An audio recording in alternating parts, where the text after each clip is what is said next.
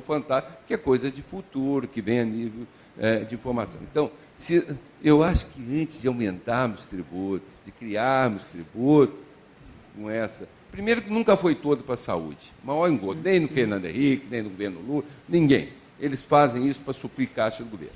Segundo, voltando à nossa CPMF. Segundo a CPMF, não adianta criar tributo, porque o gasto é muito maior do que se vai se arrecadar se mantiver o sistema atual.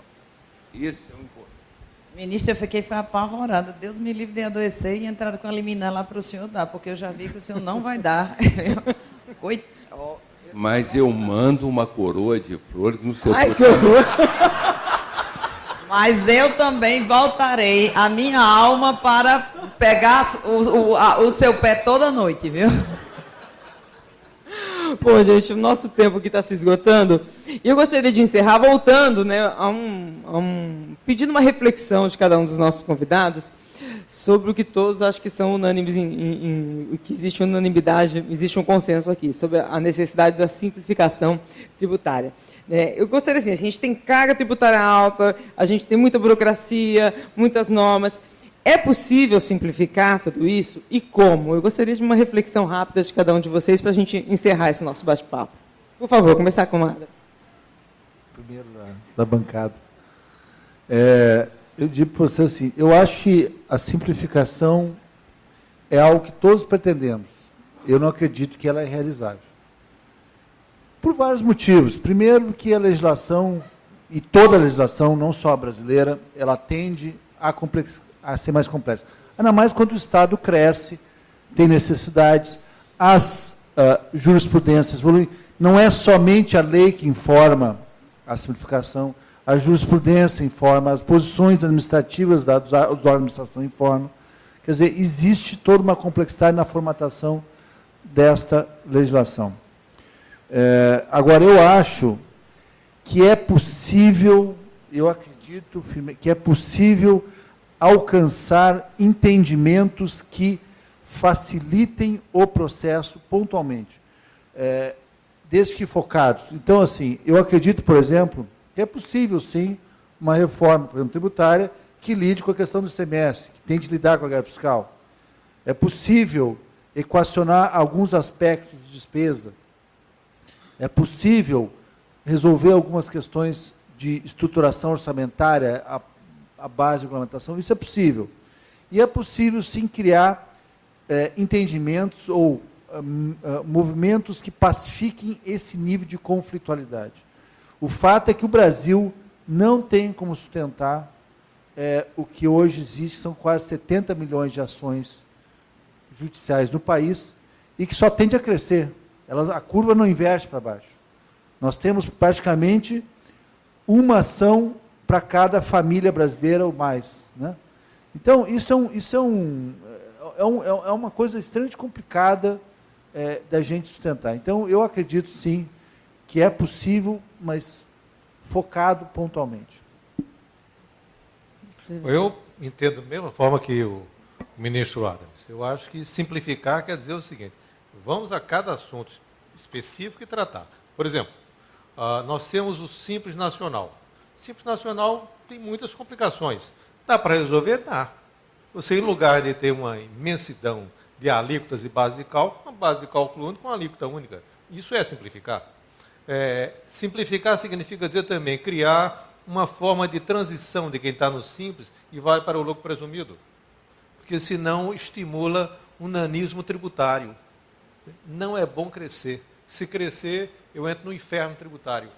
Então, tem que criar uma forma de transição. O lucro presumido, talvez dos valores nominais na legislação tributária, é o único cujo limite não se altera há 8 anos. O limite de opção para o lucro presumido, ao que me lembro só dele. Então, eleva esse limite, é um limite opcional. A história mostrou uma coisa curiosíssima. Todas as vezes que se aumentava o limite, se dizia, a arrecadação vai cair, a arrecadação subia, em lugar de cair. Justamente o contrário, porque as pessoas optavam pela simplicidade. O ICMS, para simplificar, tem várias medidas, mas tem uma que é um tiro crucial, equivale ao que foi feito em relação à correção monetária do imposto de renda. extinção de correção monetária do imposto de renda representou 70% de simplificação do imposto de renda no Brasil. O imposto de renda do Brasil era algo que nem o contribuinte entendia, nem o fiscal entendia. Era impossível de entender para um e para outro. Era uma situação impossível. É possível, no caso do ICMS, sim, tratar de redução de base de cálculo, vedar, ou permitir, que é outra maneira de dizer, apenas nos casos de micro e pequena empresa, simplifica 50% da legislação do ICMS com uma medida de lei complementar. Fazer mudanças tributárias por emenda constitucional é um desastre. Eu acompanhei todas que aconteceram no Brasil, dos anos 70 até hoje, todas pioraram o sistema tributário brasileiro. Todas. Quer dizer, quando Noronha levantou o grande número de conflitos tributários, uma das explicações, não a única, mas a mais importante, é o excesso de matéria tributária na Constituição. Nós temos na Constituição conceitos como de não cumulatividade, que Alcides sempre conversa isso comigo. Não cumulatividade, existe uma coisa não cumulativa? Não existe. Uma coisa sempre é um pouco cumulativa. Nós dizemos, o ICMS é não cumulativo. E acumulamos 20 bilhões de crédito do ICMS na exportação. E está na Constituição que é não cumulativo. Quer dizer, então, como é que simplifica? Eu acho que pontualmente, não tem uma fórmula mágica, não. É ponto a ponto, tratando caso a caso e transformar isso numa diretriz de governo. Me preocupa muito, eu acho que tem que simplificar, porque a gente tem um sistema bastante complexo e injusto, né? A gente tem uma tributação muito alta sobre o consumo e isso onera exatamente aquela pessoa que ganha menos. Acho que daí porque se pensou no grande fortuna, que eu também acho que não funcionaria. Mas eu não penso nessa questão de base de cálculo, penso em coisa mais simples. Você, para abrir uma empresa hoje, excesso de licença, alvarás, etc., coisas que podem ser reduzidas. Eu recentemente tive um caso de uma empresa que queria abrir uma filial e passou 3 meses, porque fazia um contrato, levava na junta, depois levava na receita, tinha que marcar a hora, não conseguia a hora, tinha que botar na fila, não conseguia a ficha, depois voltava na Fazenda do Estado e, conclusão, depois de 3 meses foi que conseguiu. Então, isso são coisas que, inclusive, não precisaria nem de leis, mas não há... você trabalhou naquela época, quando a gente estava trabalhando super simples, não há vontade política dos órgãos. E aí vem federais, estaduais, municipais e todos os órgãos. Eu acho que enquanto não tiver uma conscientização de todo mundo, dos agentes públicos e dos governos, no sentido de tentar reduzir coisas simples, como você precisa da licença do bombeiro, licença do não sei o que mais lá, etc, etc. Mas isso não é simplificação. Isso eu preferia colocar com desburocratização. Eu concordo com tudo. Certo. É só a qualificação. Certo. Mas o que acontece? Ou desburocratização, simplificação, está tudo complicado e está tudo difícil. Eu acho que isso tinha que ser feito e feito com urgência, porque isso está afetando, inclusive, as empresas e está afetando a questão das pessoas que querem abrir micro e pequena empresa, ou seja, as pessoas mais pobres. Ministro Noronha. Eu achava que haverá de complicar, mas ele saiu, piorou tudo e tanto, que eu já não tenho mais certeza que possa simplificar. Mas eu queria dizer que é desejável, mas é muito desejável. Eu acredito que, se nós não simplificarmos, nós vamos começar a... Olha, é preciso entender que exportações e crescimento também sai da microempresa, da pequena empresa, da média empresa. Se não simplificar, nós vamos começar a comprometer essa linha de produção e de exportação. Por isso eu digo, brinquei com a questão do Everardo, que todo mundo sabe que eu gosto muito, quero muito, e para mim uma das pessoas mais competentes do que eu já conheci em matéria tributária, apesar de geólogo, ainda bem que ele não é advogado, já pensou a concorrência desleal seria, né?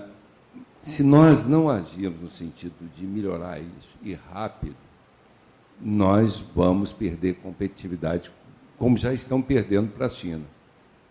O pequeno produtor chinês não tem limite nenhum, burocracia nenhuma para exportar, e o nosso tem muitos. Então, eu diria que é desejável que as autoridades acordem, e acordem rápido, porque como está, não dá para ficar. Obrigada, ministro. Eu gostaria de agradecer os nossos convidados pela participação. Gostaria de agradecer a presença de todos vocês e passar a palavra agora para a professora Marielbe, que vai fazer o encerramento oficial do Congresso. Por favor. Obrigada a todos. Realmente foi super animado aqui. A gente não resolveu os problemas, mas não achamos soluções, mas criamos vários problemas para serem resolvidos. Eu quero agradecer a todos por estarem aqui mais uma vez no 10º Congresso, no 10º ano do IPET. Realmente, para a gente é uma alegria, uma emoção. Estou vendo pessoas aqui que estiveram nos 10 congressos, né? Então, é muito bom, é muito gratificante saber que nós podemos fazer isso. E já estamos convidando para o 11º, de 21 a 23 de setembro de 2011. Gente, muito obrigada e até lá.